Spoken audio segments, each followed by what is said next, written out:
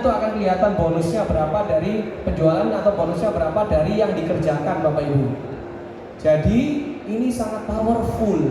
Makanya beberapa klien kami yang pakai kita itu growth-nya luar biasa. Karena apa? Kita nggak perlu lagi ya, misalnya ini ada seorang desperate di belakangnya ada supervisor, ayo cepat kerja, itu terima aja, itu jangan ditolak, nggak perlu lagi kayak gitu. Karena sistem yang bekerja untuk memacu mereka dan itu treatmentnya fairly gitu. Kenapa kok treatmentnya fairly? Karena tampil di, halo Pak, tampil di halaman penjualannya dia, di halaman gajinya dia gitu. Jadi mereka nggak curiga lagi sama bos, wah bos ini dijanjiin doang tapi nggak muncul. Tapi ini otomatis karena kita cloud base, dia bisa lihat, hari ini aku udah dapat cuan 50.000 nih bonus tambahan. Oh seneng karyawan kayak gitu. Terus kemudian yang problem kedua adalah dia nggak ngerti produknya, apa yang, terima kasih dari Cahaya Print ya, datang ya, nggak ngerti produknya. Karena biasanya ya di digital printing itu sering keluar masuk Bapak Ibu. Jadi karyawannya itu ada yang baru, keluar lagi, baru sebentar keluar lagi. Jadi product knowledge-nya masih belum banyak. Dia nggak ngerti itu ada stiker itu macam-macam, stiker craft, stiker vinyl. Dan dengan adanya platform HANA Web 2 Print yang diintegratedkan sama sistem informasi Printsoft, dia ketika di point of sales-nya atau di bagian penjualan, dia ketika klik info produk langsung linking ke produk mengenai kategori stiker sama gambarnya seperti apa.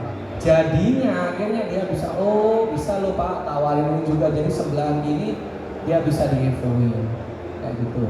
Jadi produknya solusinya itu reward commission sheet dan asik sama sistem order Printsoft dan Web 2 Print Next.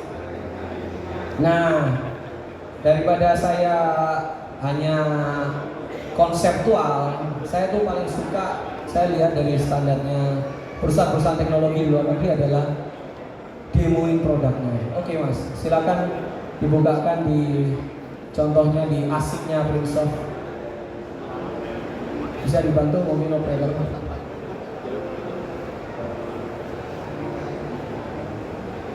Browsernya, close dulu aja.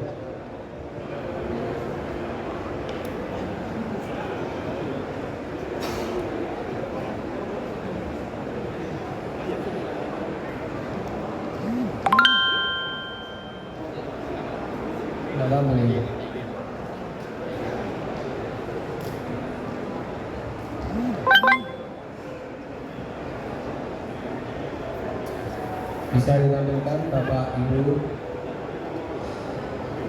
Pak Davi, gimana?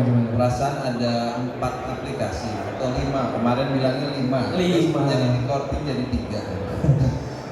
Yang keduanya hilang atau sedang tidak diaktifkan atau gimana? Enggak, kebetulan karena kita temanya untuk meningkatkan penjualan, jadi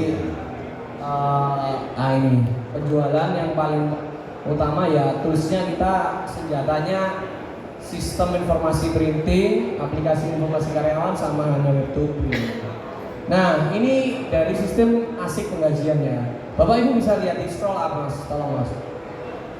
Nah ini kelihatan sekali ada pelan-pelan, ada bonus penjualannya di sini. Jadinya ini akhirnya memacu gitu teman-teman. Dan itu terintegrasi ketika orang produksi klik selesai maka dia dapat bonus. Ketika kasir klik verif bayar maka dia dapat bonus. Terus kemudian ketika dia klik habis packing dia juga dapat bonus teman-teman. Jadinya semua akhirnya dari semua lini di perusahaan Bapak Ibu akhirnya sinergi. Bapak Ibu nggak perlu lagi yang namanya kamu kerja cepetan dong, kamu kerja terima dong. Nggak perlu karena sistemnya udah otomatis dari setup awal yang Bapak buat dari platformnya Printsoft seperti itu. Nah dengan kayak gini akhirnya perusahaannya grow, belanja mesin terus, akhirnya kesejahteraan karyawan meningkat, semua happy.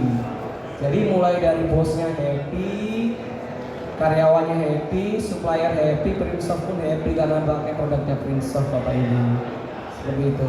Jadi ini memberikan sebuah solusi ya. Ini kita cloud base ya, bisa dilihat demo.printsoft.co.id, dia bisa integrated. Jadi nanti produksi semuanya akan masuk di ini bawa sendiri Mas, turun nih Mas.